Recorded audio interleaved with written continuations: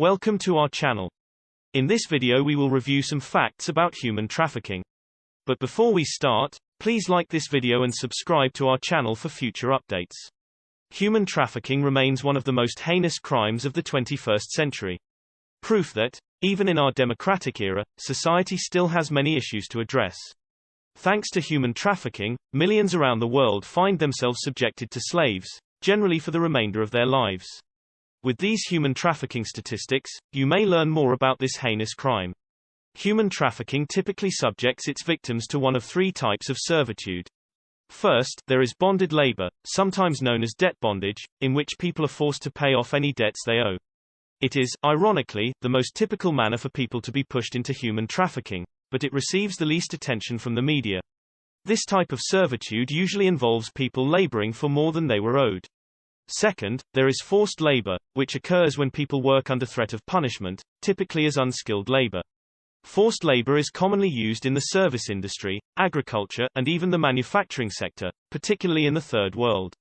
Finally, there is child labor, in which children are forced to work instead of attending school. One of the most common types of human trafficking is child trafficking. So much so that international groups estimate that up to 35% of the victims of human trafficking they rescue are under the age of 18. Statistics also show that sub-Saharan Africa is the world's region most reliant on child labor. According to the same figures, South and Southeast Asia have the most child laborers in the world. Child labor includes not just minors forced to work, but also youngsters pushed into unlawful adoptions. In many situations, children are kidnapped from their birth families and adopted by other families who are unaware of the child's origins. This is extremely difficult for law enforcement since, even if the children are recovered, they may have already formed bonds with their adoptive families. Returning them to their birth families may not be an option due to the risk of causing trauma to the child. Another prominent type of human trafficking is sex trafficking. This is the most well-known, if not the most widespread, type of human trafficking. Having said that, statistics show that at least 4.5 million known people in the global sex industry work there against their will. This also intersects with child trafficking, as many child laborers are compelled to work in the sex business. Sex trafficking recruiters are infamous for their deception as well. Before taking their passports and travel documents, they promise recruits jobs in the domestic or service industries. This enables recruiters to blackmail victims into working for sex, at least until they can recoup all travel and legal costs. In many cases, the blackmail is reinforced by regular beatings and threats of torture. Forcible marriages are another form of sex trafficking.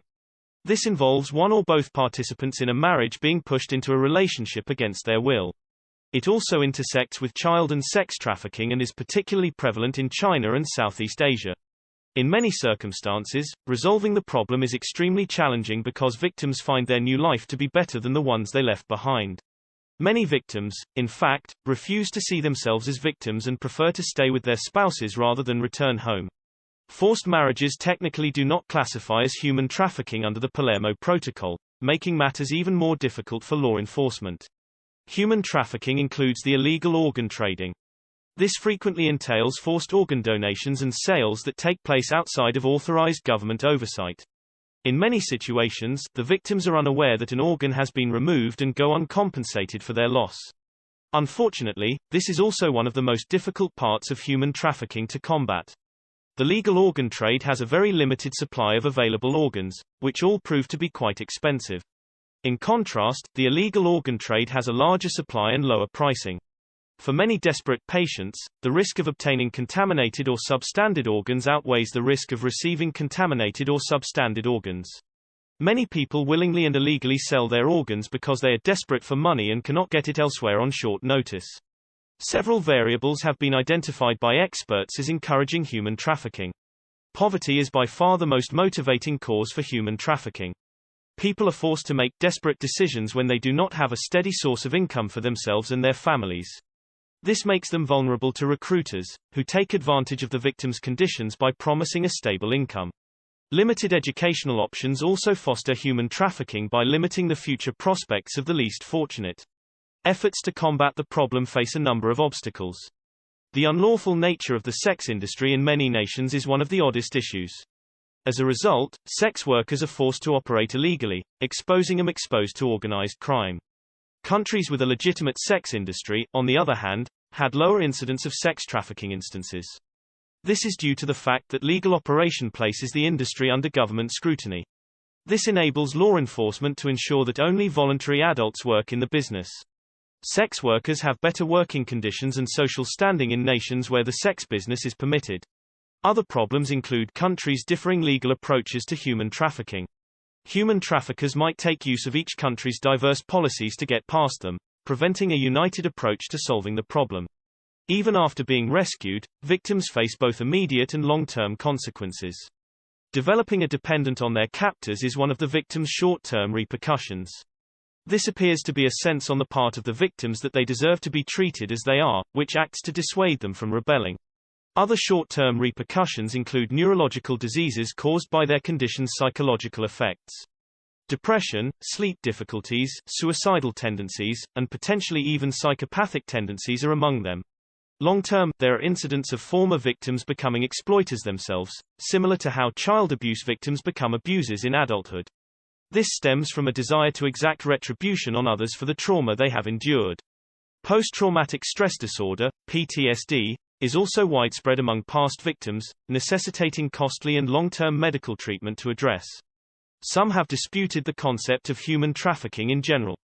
Critics argue that the phrase, as it currently exists in international law, is overly broad and encompasses situations that it should not. They contend, in example, that human trafficking should only apply to cases in which victims are coerced into their circumstances. Cases in which victims willingly allow themselves to be trafficked, on the other hand, should be classified separately. Other critics decry the media's persistent presentation of human trafficking victims as victims of public pity. This, they suggest, does more harm than good and may cause sufferers further psychological anguish. They also say that focusing too much on human trafficking diverts attention away from less serious but nonetheless widespread forms of maltreatment. These include, among other things, child abuse, marital abuse, and migrant abuse. Critics have also singled out efforts to combat the problem. The paucity of global financing to combat human trafficking has drawn widespread censure. They also criticize present efforts for focusing solely on rescuing and assisting victims rather than preventing people from becoming victims in the first place. Other criticisms include the media's generalization of human trafficking. Illegal migrants, legitimate sex workers, and even contract labor have all been linked to human trafficking at some point. According to critics, this trivializes the situation while diluting the appropriate reaction by distributing resources too thinly. If you enjoyed this video, please like and subscribe to our channel, since we will be covering a lot of similar content in the future. Till next time, stay curious.